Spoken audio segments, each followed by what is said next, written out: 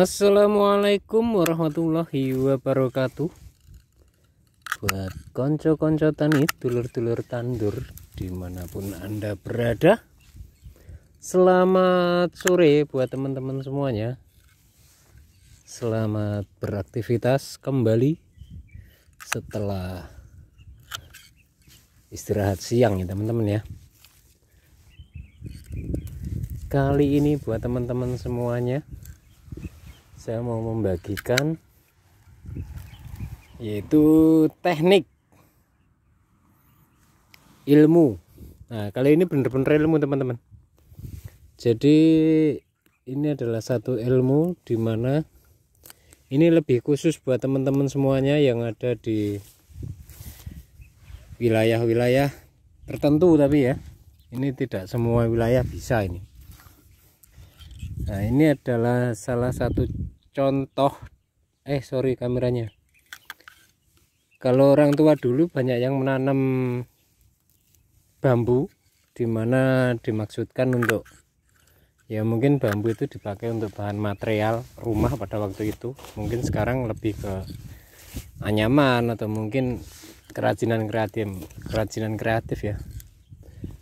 Nah, maka saya harapkan untuk anak-anak mudanya bisa sedikit berinovasi teman-teman.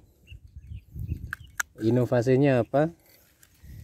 Inovasinya adalah dikembangkan menjadi perkebunan sayuran. Jadi dikembangkan tidak hanya dipakai untuk bangunan material ya, atau mungkin itu, tapi lebih ke sayurannya aja. Jadi bambu itu nanti dirawatnya, diambil rebungnya saja teman-teman.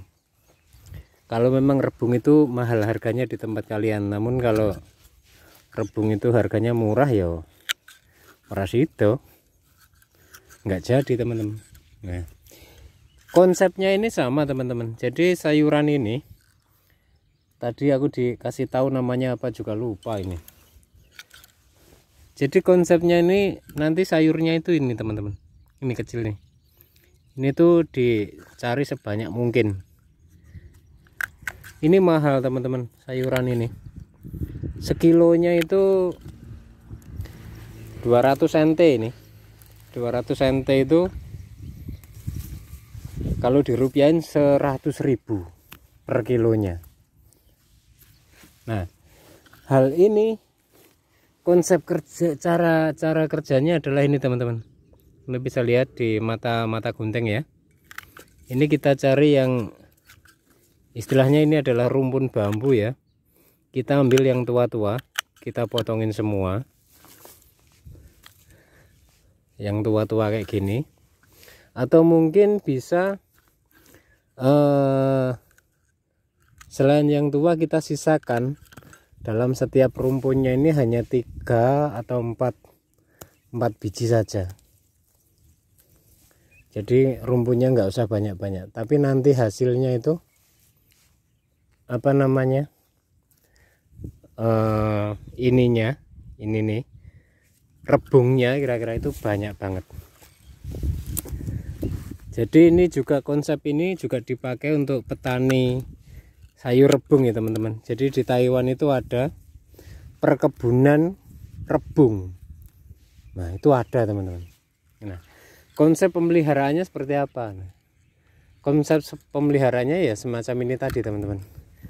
Jadi pohon rumpun bambunya itu enggak banyak, namun rebungnya itu sangat banyak. Nah, ini yang udah jadi teman-teman.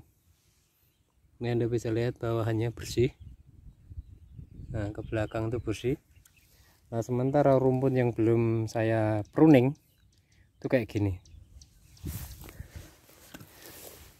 Dulu saya juga agak gimana gitu ya teman-teman ya. Duh, kok bisa? Mungkin bahasanya rumpun bambunya itu hanya 3 atau 4 biji gitu ya teman-teman ya, tapi rebungnya itu bisa penuh tenan. Pokoknya panen rebungnya itu mantep gitu loh teman-teman. Nah itu konsepnya tuh gimana tuh perawatannya, itu dulu menjadi misteri juga teman-teman. Dalam arti misteri, cara perawatannya itu loh, itu dulu saya juga mikirnya kayak gitu. Cuman setelah ini, setelah istilahnya saya tahu tekniknya itu, oh gitu toh. Jadi untuk anak-anak muda khususnya petani-petani milenial ini, kalian jangan hanya berharap bambu itu bisa tumbuh rebungnya itu hanya musim-musim tertentu gitu, jangan. Kalian bisa manfaatkan teknik semacam ini agar bambu itu bisa terus-menerus mengeluarkan tunasnya, rebungnya selalu tumbuh dengan baik dan banyak produksinya. Nah kira-kira gitu teman-teman. Ini Anda bisa lihat ini. Dan ini nanti setelah selesai di pruning kayak gini ya teman-teman ya, ini tuh nanti dari pengairannya ini ya, ini juga nanti pakai rotari kecil itu teman-teman. Jadi bahasannya diipuk-ipuk. Setelah nanti ditimbun dari kanan kirinya itu, air masuk dipupuk.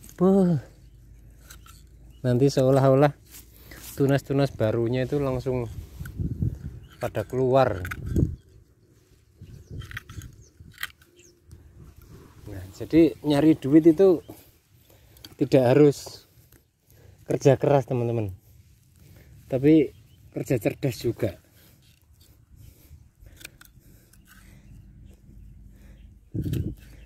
Kayaknya kan kalau di daerah saya, khususnya daerah saya itu kan nggak ada itu perkebunan rebung, itu kan kayaknya belum familiar. Tapi sayur rebung itu kan enak teman-teman. Nah, tapi kalau ini selalu dikembangkan, saya kira pasarnya pun juga nanti akan itu teman-teman. Rebung itu sudah menjadi sayuran legenda juga termasuknya. Ya mungkin kalau anak-anak tahun lahiran 80 90 mungkin udah agak bosen ya, walaupun kadang-kadang juga kangen.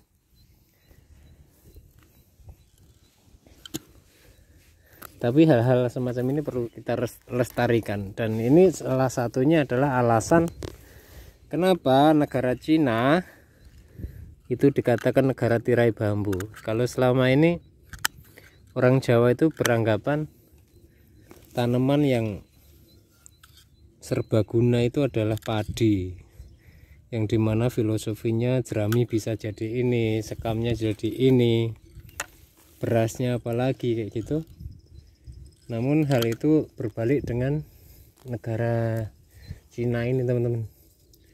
Mereka dijuluki negara tirai bambu karena memang bambu itu dari rebungnya, dari bambunya, dari daunnya, itu semua terpakai di sini teman-teman.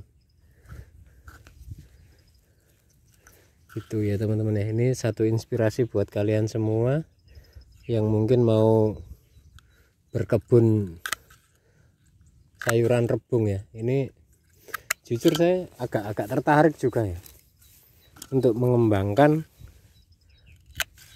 perkebunan rebung kayak gitu. Di Taiwan banyak teman-teman perkebunan rebung gitu.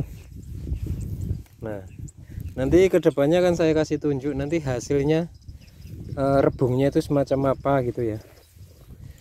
Tapi kembali ini bukan rebung ya teman, cuman konsepnya ini persis perkebunan rebung. Bagaimana menciptakan rebungnya itu agar tumbuh banyak. Nah gitu teman-teman ya. Ini bisa menjadi acuan. Ini barangkali di tempat kalian tuh masih banyak rumpun bambu tidak terurus, atau mungkin bahkan sekarang tuh bambu udah dibuang-buangin gitu aja ya tanpa dikelola dengan baik. Nah dari video ini semoga bisa menginspirasi kalian bahwasanya dari rumpun-rumpun bambu yang ada itu bukan ambil bambunya, namun diambil rebungnya. Nah, proses dan caranya kayak gini teman-teman ya.